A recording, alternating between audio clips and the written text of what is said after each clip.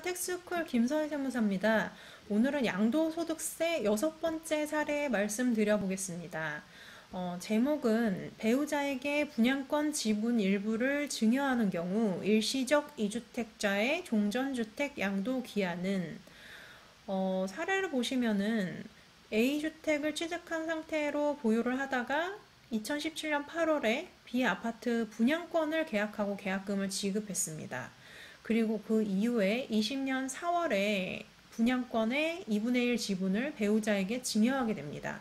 그리고 20년 7월에 그 분양권이 아파트로 신축되면서 이제 아파트를 취득하게 되는데, 이때 취득 시점엔 이제 배우자와 50대 50으로 공동 지분으로 이제 취득을 하게 되겠죠. 이 경우에 이제 질문입니다. B아파트 분양 계약을 할 때는 일시적 이주택 허용 기간이 3년이었는데 분양권 지분 일부를 배우자에게 증여할 때는 그 허용기간이 1년으로 법이 개정되었습니다. 이 경우에 허용기간이 3년에 해당하는지 1년에 해당하는지에 대한 질문사항으로 보시면 됩니다. 즉, 내가 분양권을 계약했던 2017년 8월에는 일시적 이주택 중복 허용기간이 3년이었는데 내가 배우자에게 증여하는 시점 이때는 그 허용기간이 1년으로 법이 개정되었다는 거죠.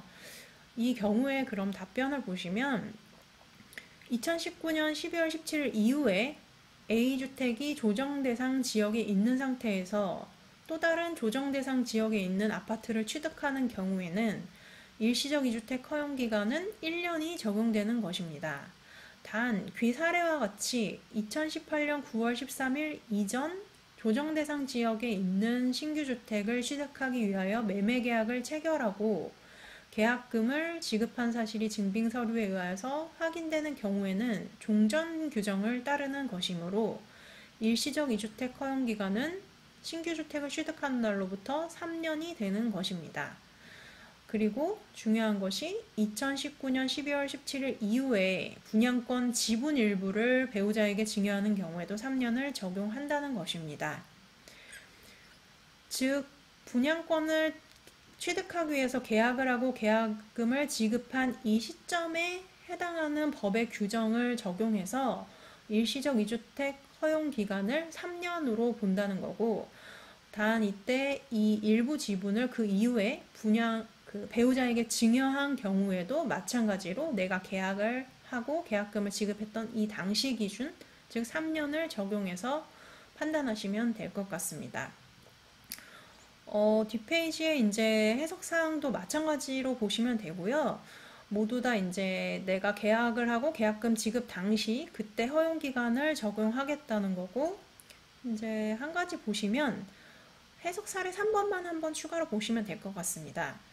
조정 대상 지역 내에 주택의 분양 계약을 2017년 8월 2일 이전 계약 체결하고 계약금을 지급하였으나 그 이후에 2분의 1을 배우자에게 증여한 경우 거주 요건은 적용하지 않는 것입니다.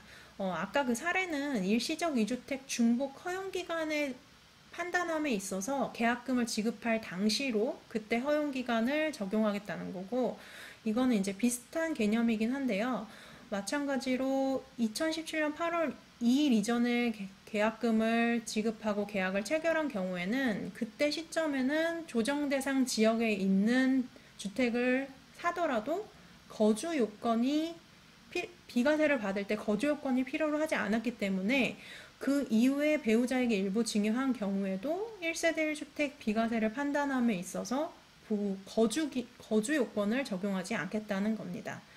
같은 맥락으로 계약금 지급 시점을 계약을 하고 계약금 지급한 그 시점을 기준으로 해서 법을 적용하겠다는 것으로 이해하시면 될 것 같습니다. 네, 오늘은 6번째 사례 마치겠습니다. 감사합니다.